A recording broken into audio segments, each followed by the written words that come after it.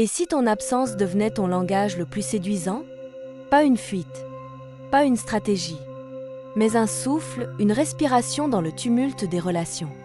Parce que l'amour n'a pas besoin de bruit pour exister. Parfois, il se renforce dans le silence, dans la distance, dans ce léger manque qui fait battre le cœur un peu plus fort.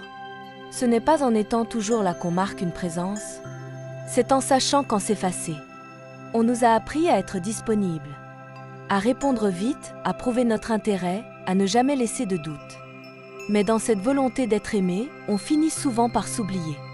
Tu connais cette sensation? Quand tu donnes tout, sans retour. Quand ton message reste sans réponse. Et qu'au fond, tu sens que plus tu es là, moins l'autre te voit. Ce n'est pas que ta présence dérange, c'est qu'elle devient acquise. Prévisible, sans mystère. Et le désir, lui, se nourrit du mystère. L'amour, c'est comme une flamme. Si tu la colles trop au vent, elle s'éteint. Mais si tu l'étouffes entre tes mains, elle manque d'air. Le problème, c'est qu'on confond proximité et fusion. On croit que l'intensité passe par la constance. Alors on se rend disponible encore et encore. Mais cette disponibilité devient un bruit de fond, un murmure qu'on n'entend plus. L'être humain a besoin de contraste. Pour ressentir, il doit comparer. On ne savoure la lumière qu'après l'ombre. On ne comprend la chaleur qu'après le froid. Et on ne mesure la présence qu'après l'absence. Alors, au lieu de te donner sans fin, ose te retenir un peu. Laisse un espace entre vos échanges. Un espace où le manque peut naître, doucement. Pas pour manipuler, mais pour redonner du relief à ta présence. Être là, puis se taire. Partager, puis s'éloigner. C'est ce rythme qui rend une relation vivante. Souviens-toi, on ne désire pas ce qu'on possède. On désire ce qu'on redécouvre. Créer un vide, c'est un acte d'amour. Un geste conscient qui dit « J'ai besoin d'espace pour respirer, pour me retrouver, pour te retrouver. » Mais il faut le faire avec douceur. Pas comme un retrait, mais comme une danse. Car tout est question d'énergie. Ce que tu retires d'un côté, tu le redonnes en intensité de l'autre. Avant de t'éloigner, offre un moment dense. Un vrai moment de présence, pas juste une routine. Regarde, ris, touche, partage. Laisse une empreinte émotionnelle qui continue à exister même quand tu n'es plus là. Puis, crée ton silence.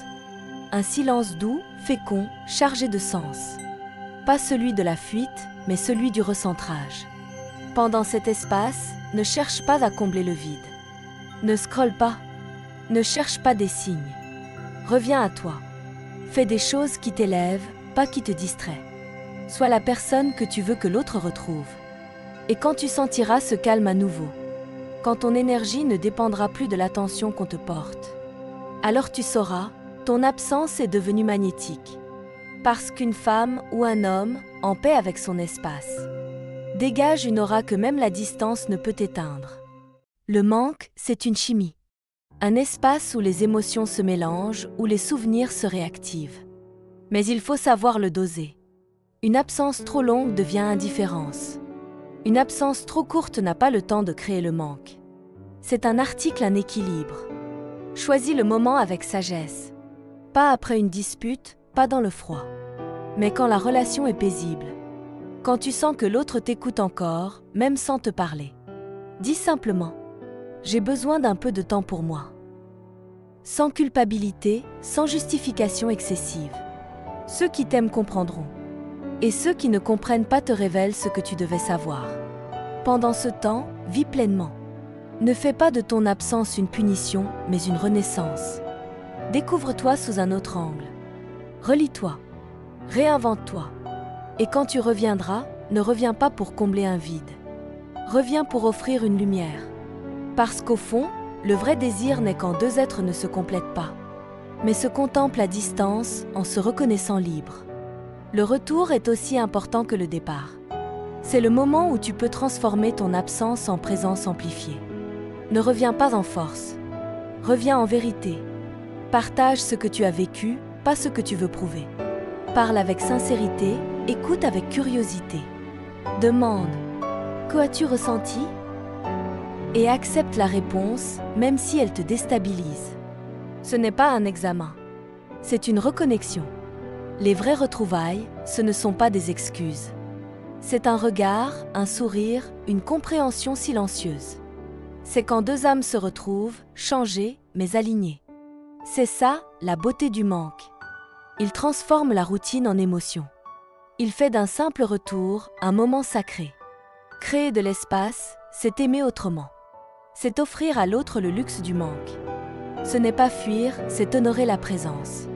C'est dire « Je te choisis, même dans le silence ». Et si aimer, ce n'était pas être toujours là, mais savoir partir juste assez, pour que chaque retour devienne un commencement,